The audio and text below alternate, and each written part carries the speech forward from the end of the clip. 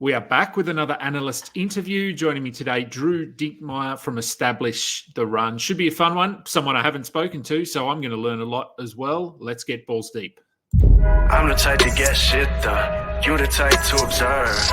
March Madness on my speakers, but today's November 23rd. Got something loud in the blunt, yeah. I don't say what I want, yeah. Probably somewhere sunny getting tan. Foreign women in the sun, yeah. That's all that I need. That's all that I need. That's all that I need. Got my brothers with me. Got my brothers with me, and my mama's healthy. That's all that I need. Welcome to the Balls Deep podcast, brought to you by Fantasy Basketball International. I'm Adam King, at AdamKing91 on Twitter is where you can find me. I'm your host. As always, another analyst interview today, and very appreciative of his time. Drew Dinkmeyer from Establish the Run. Drew, how are you, mate? I'm great. Thank you so much for having me on. Looking forward to the conversation.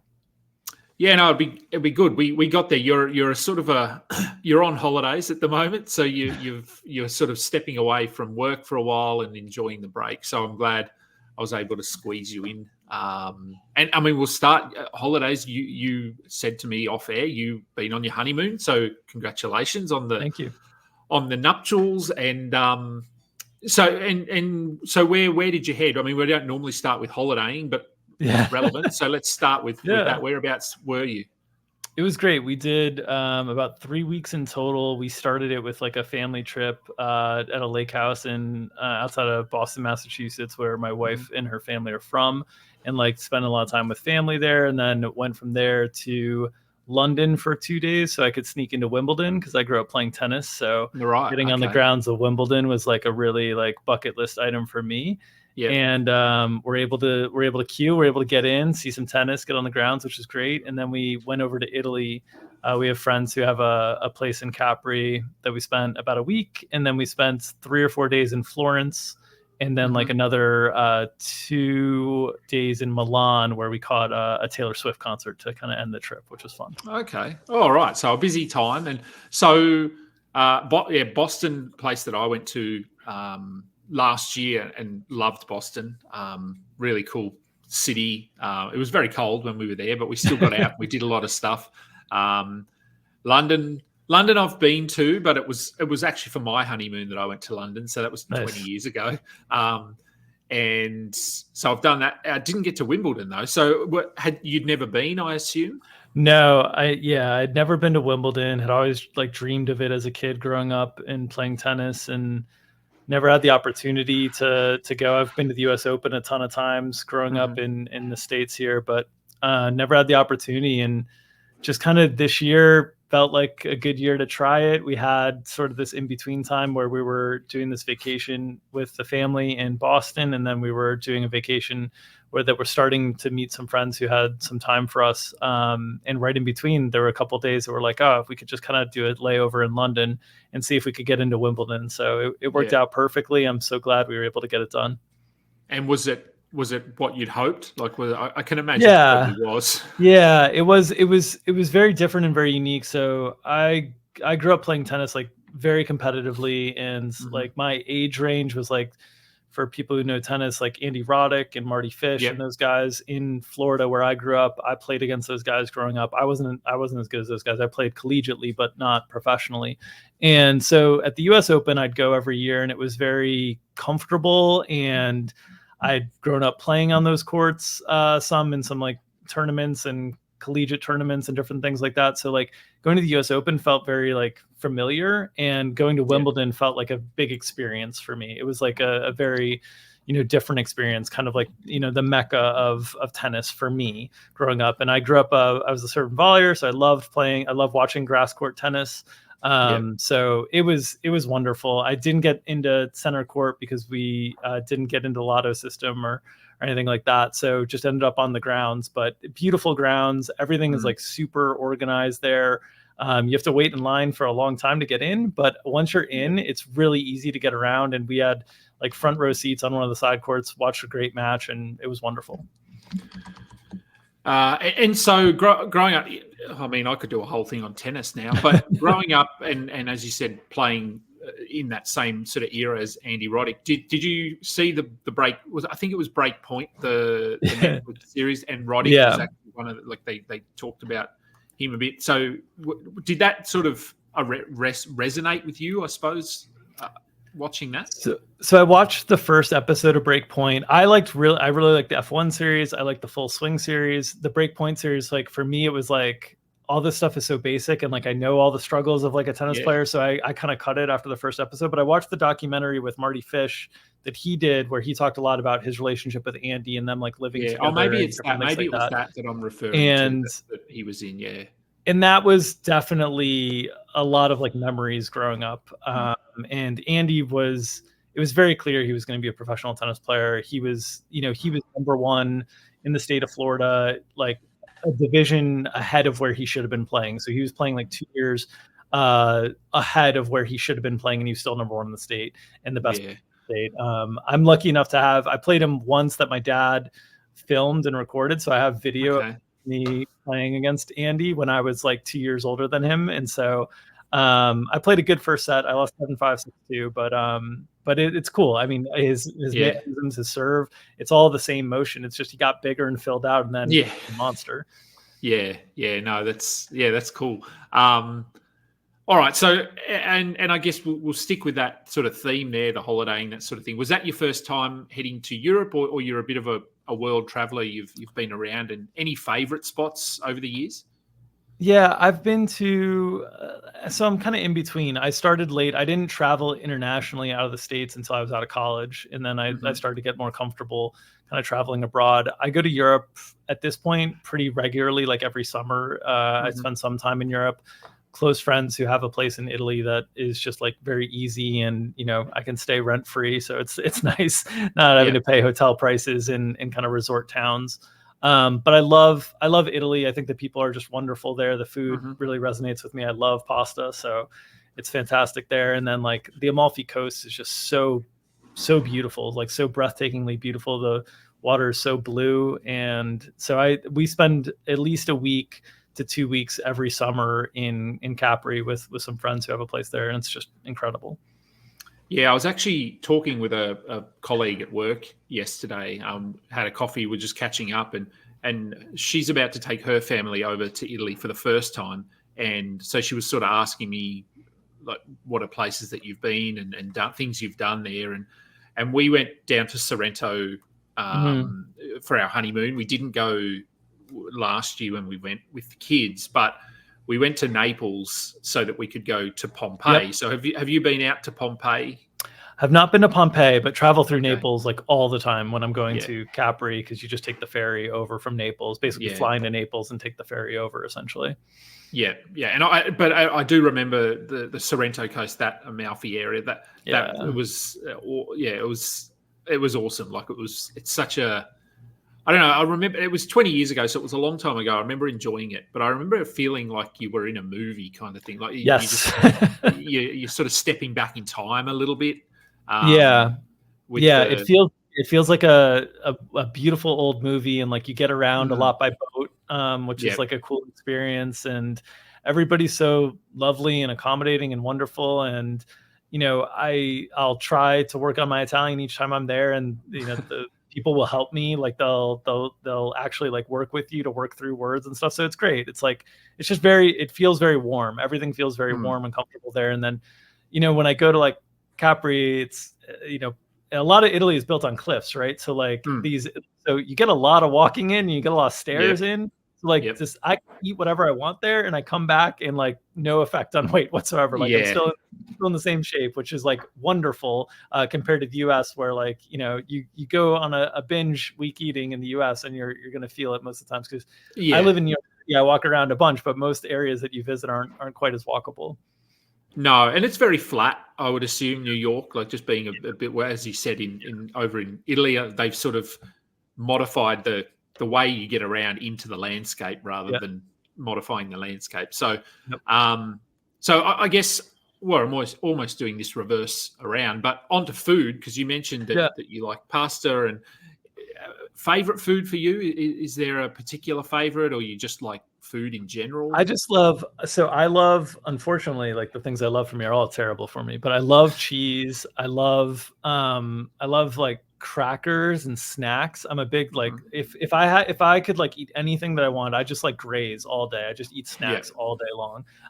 Not the best way to try to treat your body, so I don't do that, but love a good bowl of pasta. I mean, when I'm in Italy, like I'm pretty much having vongole, like linguine and clams, like pretty much all the time.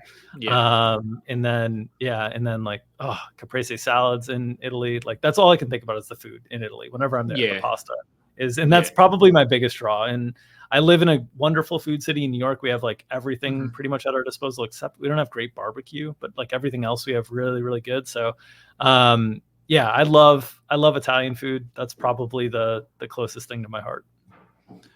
Pizza included? I love pizza. I like New York pizza better than Naples pizza, the original. Okay. I love a good like thick a good thin crust, but like a crunchy. Like I love crunch. I really like. I'm a texture eater, and I love crunch. Okay. Which is one of the reasons I love snacks. Yeah. Okay. Interesting. You like pasta though, because there's no crunch. It's a very different texture. It is a very different texture. Yeah. But it's cheese and carbs, in all forms works for me. So shifting on to work-wise, as I mentioned at the top, you are with Establish the Run, and that's your job. That's what you do. You're one of the people I have on this show that's lucky enough to be able to do this full time. And so I guess, how did that journey start for you? Was it an interest from a young age, or something you got into later in life? Yeah, so it's interesting. I started my first fantasy sports league when I was in 5th grade. So I was 10 years old. This was before fantasy sports was on the internet, largely. I was doing hand calculations of box scores for baseball players with like a 5-man league in my 5th grade, and the standings were kept in my room on like a dry erase board, essentially. And I always loved math, and I loved the idea of trying to figure out how to make the best team with math. And so that kind of continued to evolve over the years. I was always kind of playing fantasy sports, whether it was baseball, basketball, football. I was always playing and competing in them. I love doing it, whether it's like March Madness brackets, whatever it is. Like predicting the future was very, very interesting to me. And when I got out of college, I was working in finance, and I was still trying to figure out like how could I make it in fantasy sports. That's really where I wanted to spend most of my time. I remember like reading, reading books about Matthew Berry and Nando DeFino and like all these other like fantasy sports legends, and like thinking like, oh, how could I get a job like that?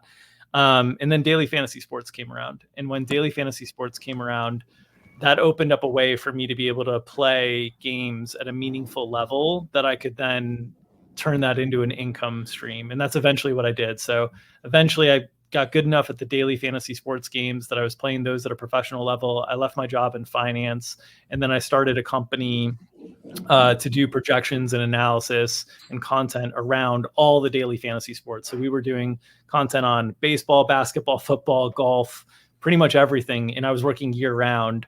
And it was a bit too much. Ultimately, Establish Run came to me with the idea of like, hey, do you want to just focus on basketball and come kind of run our basketball product and start it? And that was really appealing to me. And so now my focus is entirely on basketball. I do like one piece of football content a week during football season, but I get the off season. So now instead of having to do baseball content and golf content, I get to, have the time to reset. And so it's been great for me focusing just in on basketball. And it's a sport that I grew up a Chicago Bulls fan. My dad's from Chicago originally, and he played college basketball. So I had the good memories of growing up with a lot of favorable outcomes as a Michael Jordan Chicago Bulls fan. And so basketball was a love for me. And I feel really lucky that I get to try to, solve the pieces of the puzzle each day that the daily fantasy worlds bring us. Yeah, and so I guess for those sort of listening, I mean, I'm assuming most people know what DFS is. Like a lot of, I think, you could argue more people actually know what DFS is than redraft fantasy or dynasty fantasy, that sort of thing. So DFS is obviously a lot of what you do, and I know you have a bit of a team around you. I know Mike Gallagher is there, and he moved from this space, from the fantasy space into the DFS space a few years ago now. It was sort of shortly after I got in. So I'd say he's been over there with you for 5 years, maybe. Yeah, we started the product. I think this will be our 5th year upcoming. We started the product the bubble season, so I guess 2020. And that was the start of the Established Run product. And Mike Gallagher and myself came over to start the product on Established Run. Yeah. And so focus on DFS, but you still play in fantasy leagues? Do you have any sort of home leagues or leagues that you've been in for a long time that are still running? Unfortunately, weren't able to keep the momentum on the basketball side of things. It's like really hard to find people who want to like, I think the nature of fantasy football, where it's like you can check in on your team like once a week, I think is comfortable for people in the States, but like the commitment for fantasy basketball is just a little bit more challenging. So we're unable to keep like a 12-man league going. It ended up like dipping down to like 8. And then it was like, let's kind of move on. This isn't super fun. Like everybody's got an all-star team. So I have, I'll co-manage a team that my dad has that he's in a league with like, some friends that he's had over the years. And then, the industry pickup league last year was like the first time that I had done, like an actual season long league that I was invested in, other than like I had done some of the high stakes, NFBKC and different stuff like that in the past. The challenge for me with the season long requirement is that during the NBA season, my work becomes so narrowly focused within the day-to-day events that sometimes I'll like miss a lineup deadline. And for a high stakes investment where it's like weekly lineup settings, that just didn't make sense to do. But for like the industry pickup league, it worked out really great for me, where like I could pretty much just check in. It was daily, settings and managing your games and stuff like that. So it worked out great this year doing that.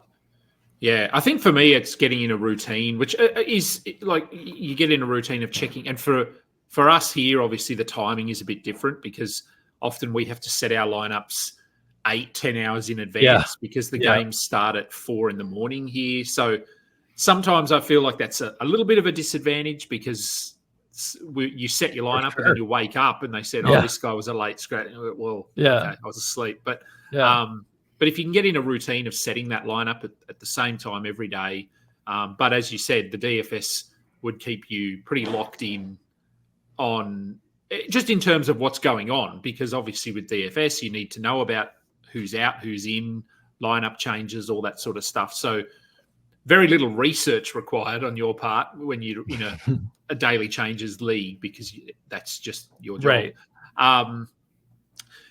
And so, well, we can't talk about what else you do in terms of work because, as I said, you're one of the lucky ones who gets to do this full time. But when you're not working, when you're not traveling, what is it that you like to do? I know you mentioned off air, and we'll start with music. You're not really into music. You're not a music person. I'm not. For whatever reason, music doesn't like hit me the same way. I think there's a certain percentage of the population that just like music doesn't like resonate in the same way that it does for everybody else. So it doesn't like usually hit me like an emotional connection way. So I find listening to podcasts and especially interviews, like I'm fascinated by other human beings, just in like what makes them tick, like the similarities amongst humans, like how similar like many people's struggles or battles internally are that like aren't talked about. And this has been something that's, come of age a lot in the last 5 to 10 years, is like more interviews talking about mental health and like anxiety and different things like that. I find interviews with comedians especially like fascinating because I think a comedian's mind is so interesting, the way that they see the world. So I love watching stand-up comedy. I love games. So I like board games. I like puzzles. I like escape rooms, anything where like I can compete against myself, I find very, very entertaining. And then I grew up playing tennis. I still play tennis some. I play ping pong like once a week with some friends. I like being out and active and competing at stuff, but I like will hate, like if you ask me to like go to the gym and work out for an hour, I like hate that idea. If you ask me to go like play tennis or play basketball or play golf or like compete at something for an hour, I'll be out there for like 3 or 4. Like I just like competing generally. And so, yeah, those are some of the ways I like to spend my free time. Yeah, I think I'm a bit sort of the same. Like I like to stay active, but I find it really hard to just go to the gym. Like I have a lot of friends that go to the gym regularly and to stay healthy. For me, it's playing basketball. But I am getting to that age now. I'm 45 where I played in a game on the weekend and it was an all-star game. So we sort of picked a play. So I was playing with some guys I don't normally play with, just guys from other teams. And we sort of started the game and they said, "Oh, you're going to start?" And I said, "No, I'm happy to come off the bench." And then I was just chatting to one of the guys on the bench and it sort of the first quarter was almost done. And they sort of, "Are you coming on?" And I went, "Oh yeah, I guess I'll come on." and so for me, I think maybe I've lost a little bit of the, I don't know, not the drive, but the passion to play maybe. And so I need to find something else to do because I know I'm not going to go to the gym. It's just not going to happen. So much like you, I need to find an activity that I can do with other people. It's probably going to be golf. I think so. Tennis, my daughter plays tennis, so I know the plan is that we will start playing a little bit together. But something that's sort of taken off here recently, I'd say, is pickleball. Which I know is, I've spoken to a couple of people who play pickleball. I have no idea what it is. It just looks like a really small version of tennis. Is that what it is? Like, what's the difference between pickleball and tennis? There's some unique rules that are a little bit different. So instead of like a service box, there's something called a kitchen that is like a shorter area that you can't step into unless you're hitting a ball that has bounced in that area. So there's some like weird rules around it, but it's fairly similar. I do think it's like a good recreational sport to like, especially for like as we get older. I'm similar age to you, so I'm 42 going on 43. And I think as you get older, like it's a good sport because it doesn't require as much movement and it is social and like a lot of people can pick it up really quickly. As a tennis player, it hurts me when I see young kids playing pickleball because it's like, this is the sport when you're older that you should be playing. Now, maybe if it gets them in terms of comfort with racket sports, that's great. But like, there's just not a ton of movement in doubles, in singles, there's a little bit more. But the other racket sport that I got introduced to last year that's been around a lot longer than pickleball is padel. And there's a bunch of versions of these. There's like paddleball and there's like padel, which is the South American game that has like walls built around the court. And it's like a mini tennis court that's even bigger than a pickleball court. But then there's walls that you can play off of, kind of like squash. And that sport is like super fun and super interesting and cool to me because like there's a lot more space to cover. And then there's a lot more angles to cover because of the walls. So it's like it was a much more mentally stimulating game for me than pickleball personally. Almost like a puzzle kind of thing. Like, in a way, I've never seen it or played it, but I can imagine that, the first thing that came into my mind was angles. It would be the angles that the ball would be coming at you from would be completely different. And look, we have a pickleball court. They've just built some new ones, but I could walk to them from my house. And we often drive past and see people playing doubles, and they're not moving much. No. Like they're just sort of standing there. It almost looks like they're crammed into a space that's too small for them. Just jumping back very quickly, you mentioned that you like listening to podcasts and you like hearing about people and interviews, that sort of thing. Did you manage to listen into the DeMar DeRozan podcast, The Dinner with DeMar? I actually haven't. It's on my list of podcasts to kind of get through, but no, I haven't. How was it?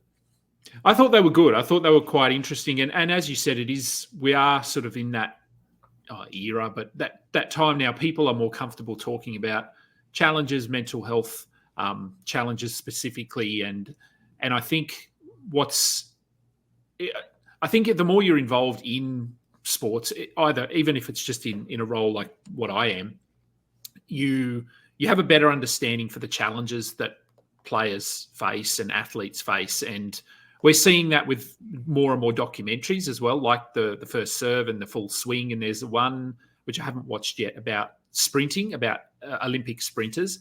And So I think we're more aware of it, but to you, I guess just your Joe on the street, you go and ask them and they would be like, well, why are these people depressed? Why do they have mental health when they're earning millions of dollars? So for me, I think it really shines a light on the mental health struggles, despite the fact that you basically have endless amounts of money, and really proves that old sort of saying that money doesn't necessarily buy happiness. I mean, a lot of these players, they're happy, don't get me wrong, but with that comes its own unique challenges. So I like that aspect of it. And Kevin Love has obviously been a big sort of piece of that push to get it out there and make people more comfortable to talk about it. So I like that as well. I think that's a really good thing. And I work in that space professionally. So dealing with a lot of kids that have mental health challenges and things like that. So I like to see that. And then finally, movies, TV shows. Is that not really into music? Are you into TV shows and movies?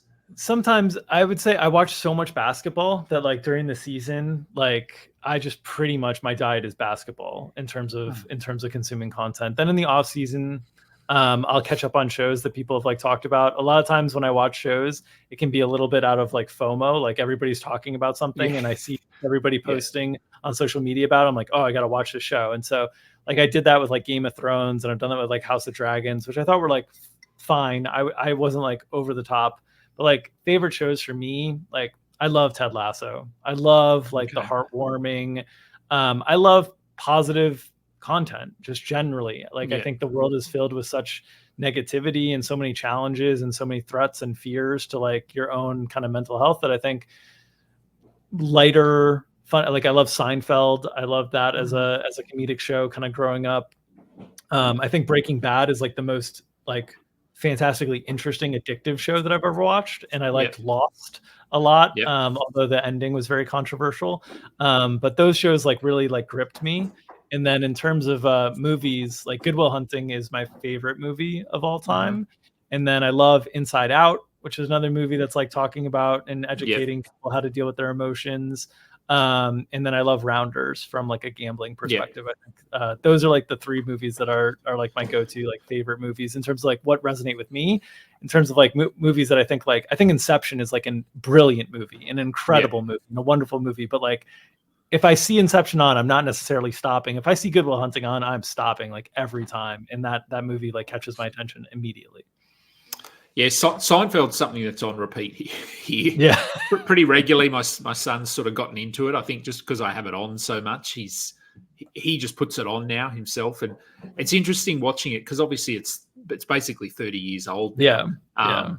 And a lot of the content and jokes they wouldn't fly today. Like not at all. I know the.